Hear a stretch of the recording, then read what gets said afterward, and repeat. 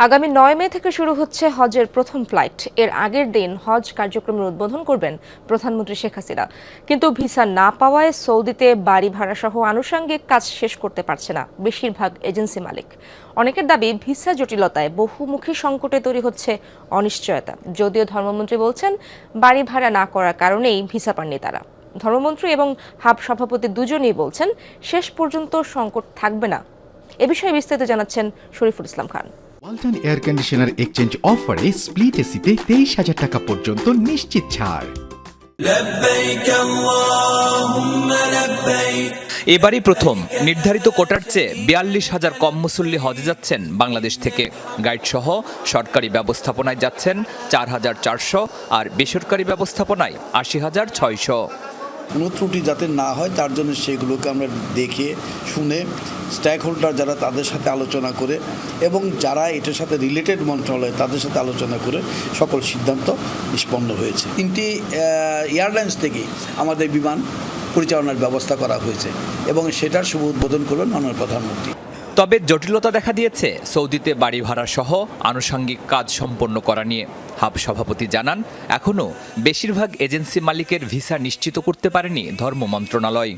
দেখুন, হজযাত্রীদের বাড়ি ভাড়ার জন্য এজেন্সিকে যেতে হয়, কারণ বাড়ির কন্ডিশন দেখা, বাড়ির ফ্যাসিলিটি সব ঠিক আছে কিনা দেখে শুনে বাড়ি ভাড়া করতে হয় হজযাত্রীদের জন্য।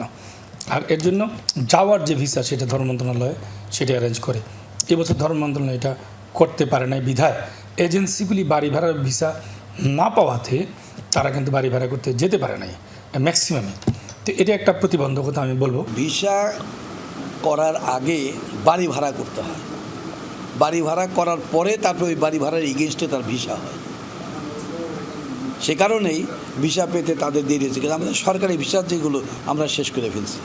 আর যারা এজেন্সিতে যান বেসরকারিভাবে তারা কিন্তু ভিসা করছেন, বন্ধ নাই, এটা চলমান প্রক্রিয়া। আর একদিনে সব করতে হবে তা তো নয়। ভুক্তভোগী এক এজেন্সি মালিক জানান, ভিসা জটিলতায় বাড়ি ভাড়া করতে না পেরে চরম বিপাকে পড়েছেন তিনি। আমরা চতুর্মুখী সংকটের মধ্যে আছি। প্রথমত আমরা হাজি সাহেবদেরকে সঠিক কোনো উত্তর দিতে পারতেছি না এবং আমরা সঠিক সময় যে তাদেরকে ফ্লাইট করব, ফ্লাইট শিডিউলের ব্যবস্থা করতে পারতেছি না এবং ওখানকার যে পেমেন্ট শিডিউল সেটাও আমরা এখানে পরিপূর্ণ করতে পারতেছি না। হাব সভাপতি জানান, হজযাত্রীদের ভোগান্তি নিরসন ও সার্বিক সংকট সমাধানে সম্মিলিতভাবে কাজ করছেন তারা।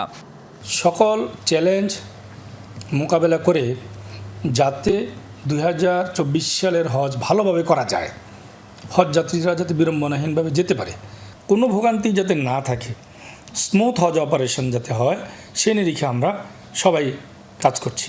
চাঁদ দেখা সাপেক্ষে আগামী 15 অথবা 16 জুন পবিত্র হজ অনুষ্ঠিত হওয়ার কথা। لك والملك। শরীফুল ইসলাম খান, যমুনা নিউজ, ঢাকা।